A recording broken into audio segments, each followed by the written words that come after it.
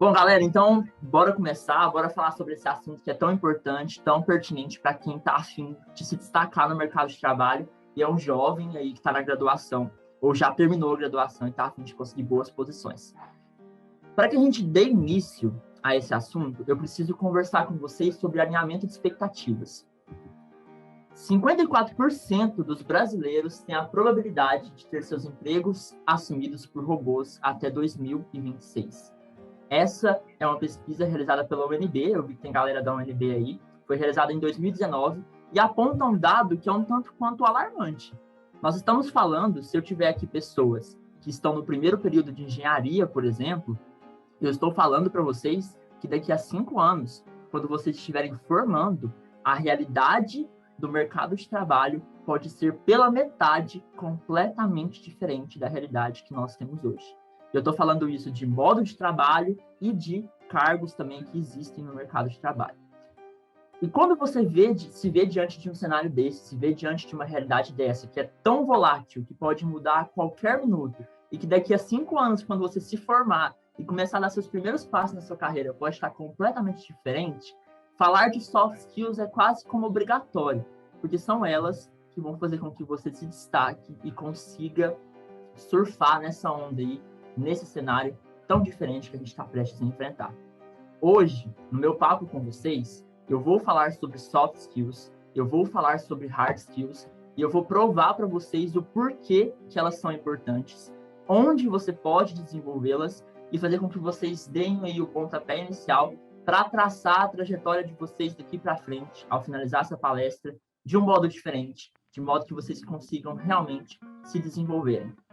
Eu não vou falar de cada soft skill de modo preciso. Por quê? Porque senão a gente estaria fazendo uma mentoria de 3, 4 horas, que é o que eu já faço lá no meu Instagram. Tem até pessoal que fez mentoria aqui comigo já aqui na palestra. E é impossível que eu ensine cada uma das soft skills para vocês. Então, e é por isso que eu lhes apresento a montanha-russa da vida. Vocês não liguem assim para o meu dom artístico, eu sei que ele impressiona, sabe? A precisão de detalhes e tudo mais, mas essa é a nossa montanha-russa da vida. Ela traça a nossa trajetória educacional, pessoal e profissional. Então, essa é a metáfora que irá nos acompanhar nos próximos minutos de conversa. Entendam essa montanha-russa como aquele traçado que todos nós fazemos ao longo da vida no quesito educacional. E para que a gente continue a falar sobre esse traçado, eu preciso apresentar para vocês um novo termo, também inventado por mim, chamado infinito eu. Quando nós nascemos, é isso aí que eu imagino, claro que de forma metafórica, que existe dentro de nós, o infinito eu. O infinito eu, ele representa tudo aquilo, todas as infinitas possibilidades que nós podemos ser enquanto ainda não fomos moldados pelos padrões sociais, pelo que nossos pais nos ensinam, pelo que é certo, pelo que é errado, pelo que a escola ensina. Então, somos nós enquanto infinitas possibilidades de nós mesmos. E para provar que isso é muito real, esses dias eu falei sobre criatividade lá no meu Instagram, a soft skill criatividade, e eu fiz uma reflexão sobre o quanto, quando crianças, nós somos muito mais criativos do que quando nós somos adultos. Porque quando criança, o nosso potencial criativo é imenso, justamente pelo fato de que nós não temos medo de errar. Nós ainda não fomos moldados por uma série de padrões que diziam o que é certo e o que é errado. Então, expor ideias e fazer conexões que para o mundo não faz sentido, para a gente ainda é ok. Então, como crianças, nós somos muito criativos. Por isso que, como é que vocês já fizeram isso? Por isso que um lençol ali com algumas cadeiras ou no sofá vira uma cabana, ou vira um castelo, um forte de proteção. É por isso que o chão é lava, e é por isso que alguns de nós, quando crianças, têm amigos imaginários. Porque nós, enquanto crianças, não temos medo de errar. Então, seguindo essa analogia, ainda não fomos moldados, nós, enquanto crianças, ainda temos dentro de nós um infinito eu, que ainda não foi moldado, tem diversas possibilidades de ser algo na vida, de seguir alguma profissão. E voltando, então, para a nossa montanha-russa, eu não me tornei, claro, um construtor de montanhas russas, mas eu posso muito bem falar como que essa aí foi construída e como que o traçado dela foi delimitado. E para falar isso para vocês, eu preciso voltar um pouco na história, na época da Revolução Industrial. especificamente da primeira e da segunda Revolução Industrial, ali por volta do século XVIII e do século XX. Eu vou explorar um pouco aí da história, do conhecimento de história de vocês e falar um pouco sobre isso. Quando a gente fala de Revolução Industrial, a primeira ela é marcada pela presença da máquina a vapor, e quando a gente fala de segunda Revolução Industrial, ela é marcada pelo surgimento da eletricidade. No meio desse movimento fabril, surgiu, então, modelos de produção. Nós temos o Taylorismo, nós temos o Fordismo e nós temos o Toyotismo. Alguém lembra alguma característica que possa definir Fordismo? Vocês têm algo em mente? Lembra alguma coisa? Estou forçando aí a história de vocês.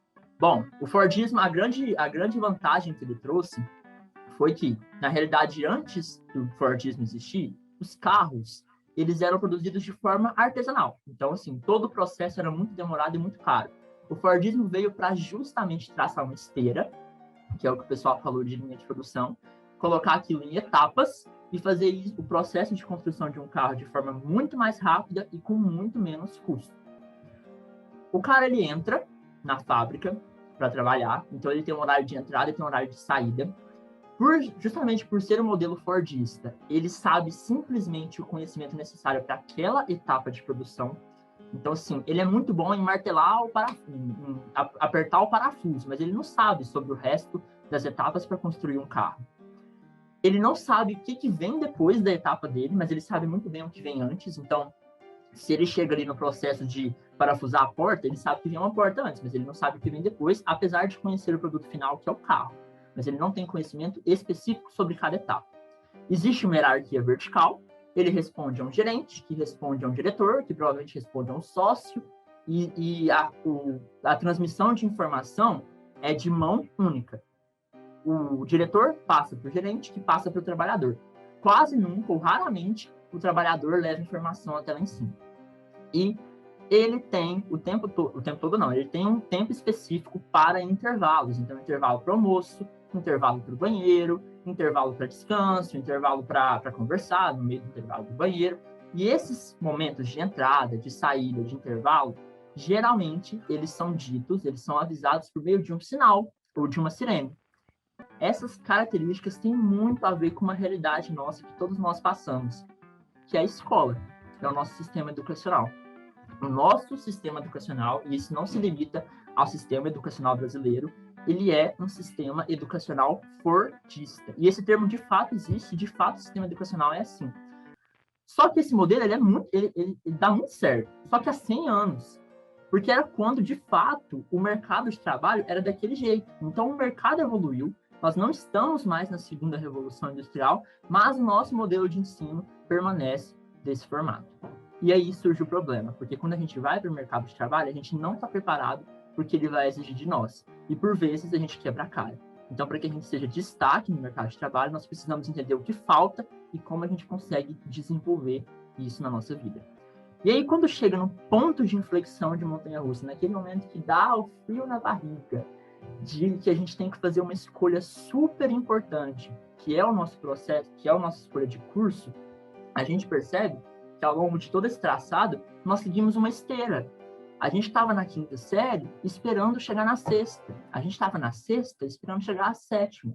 Do fundamental, esperando chegar para o ensino médio. E do ensino médio, esperando o próximo passo, que é a faculdade.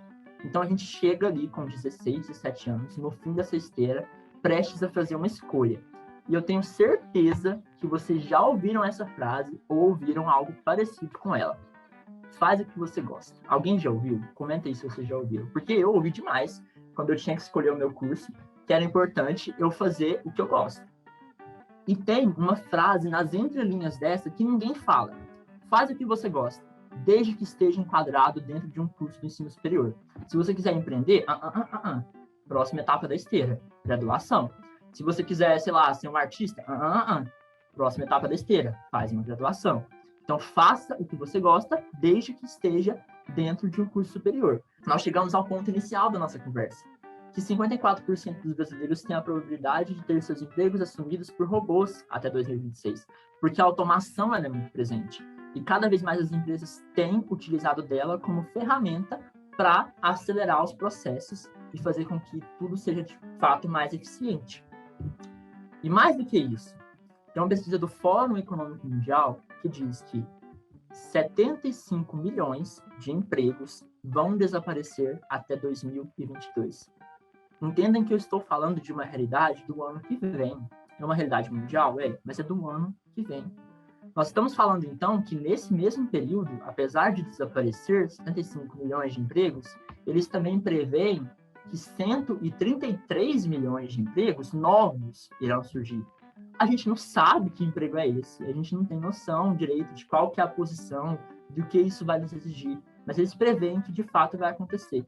Então, isso nos resta um saldo positivo de 58 milhões de empregos novos que vão surgir até 2022, galera. Nós estamos falando de uma realidade muito próxima de nós. E aí a gente chega à conclusão de que a única certeza que nós temos diante desse cenário do mercado de trabalho é a incerteza. E aí que entram, então, as soft skills e as hard skills, o que eu chamo de habilidades comportamentais, o que eu chamo de diferenciação em relação às demais, são as soft skills. E, por outro lado, existem também as hard skills, que é tudo aquilo que é ensinado no nosso sistema educacional fordista. Hard skills, para quem não sabe, não conhece o termo, eu vou explicar de modo breve o que cada um significa para que vocês se visualizem muito bem no dia a dia de vocês. Hard skills são aquelas habilidades, é aquele conhecimento que é mensurável, que pode ser mensurável. A sua graduação, ela é mensurável, porque ao final dela, você passa por uma série de testes, na realidade, e no final, você ganha um certificado que aprova que você, por exemplo, é um engenheiro civil. Então, você tem um certificado que mostra o seu conhecimento técnico sobre aquilo. Grande parte dessa hard skill, ela é ensinada pelo nosso sistema fordista educacional, porque a gente vai, faz provas e no final ganha um certificado. Forma no ensino fundamental, forma no ensino médio, depois vai e forma na graduação. E também é muito ensinada por partes teóricas. Então, você pode, por exemplo, aprender um curso de Excel, você pode aprender a habilidade de falar inglês, absorvendo muita teoria. Pouco da prática se é necessário para que você, de fato, seja alguém que domina uma hard skill. A soft skill, por outro lado, era uma habilidade comportamental. Então, por ser comportamental, ela é muito difícil de ser mensurada. É muito difícil virar para uma pessoa e falar assim, nossa, vamos medir o quão bom líder você é e vamos comparar com outras pessoas. Qual que é o critério de comparação? É muito difícil estabelecer isso. Como que você mede o quão boa comunicadora a pessoa é? Isso é relativo. Eu posso ser um bom comunicador para alguém, para outra pessoa eu posso ser péssimo. Eu posso ser um bom líder para um time, para outro time eu posso ser um líder ruim. É muito difícil mensurar uma soft skill e é por isso que ela torna ela soft, torna ela flexível, porque ela pode ser muito bem evoluída e ela também é muito variável, flexível em relação ao que cada pessoa acha sobre você e você mesmo sobre a soft skill que você domina. E por outro lado, em relação à hard skill, ela é muito consolidada na prática. Você pode sim absorver teoria sobre as soft skills, é isso que eu faço, por exemplo, no meu projeto. Eu falo sobre técnicas para que você desenvolva a soft skill, mas toda técnica que eu passo, ela é para que você pratique. Você precisa se expor a situações que vão te fazer desenvolver soft skills para que você realmente entenda como você lida com cada uma delas. Você precisa ser um líder para que você aprenda sobre liderança. Você precisa se comunicar, se expor, para que você aprenda sobre comunicação. E quando a gente usa esses dois termos, geralmente as pessoas têm, e eu por muito tempo tive isso em mente, que é uma competição, que é uma hard skill versus uma soft skill. Quando na realidade elas se complementam muito bem, porque a hard skill ela é necessária, a gente não pode simplesmente esquecer de que ela existe. Porque afinal, para que você entre no mercado de trabalho e atue como engenheiro civil, por exemplo, você precisa aprender sobre engenharia civil, que é a parte hard skill. Entende que a soft skill ela vem para agregar ao que já existe da hard skill. Por isso que eu acho que um resumo muito bom dessa diferença é essa frase. Hard skills são as ferramentas e as soft skills são o saber fazer.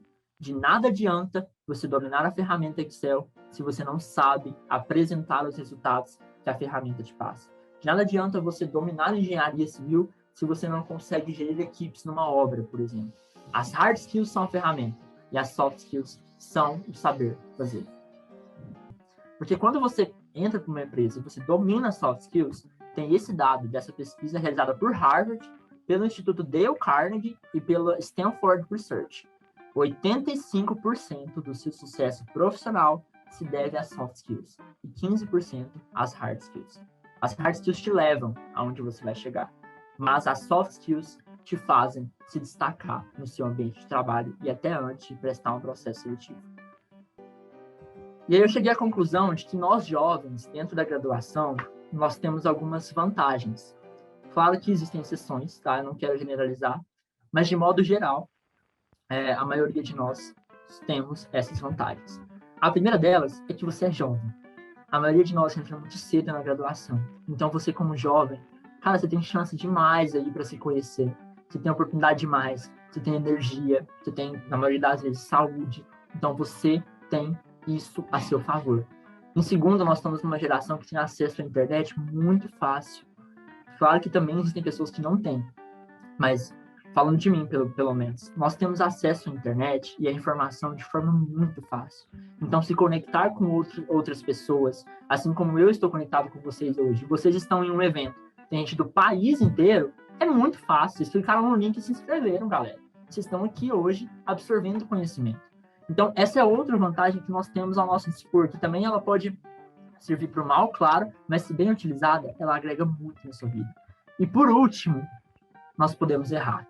Eu, enquanto Vinícius, que entrei lá no PET e errei muito como líder, eu aprendi, porque ali naquele ambiente, como universitário, eu podia errar.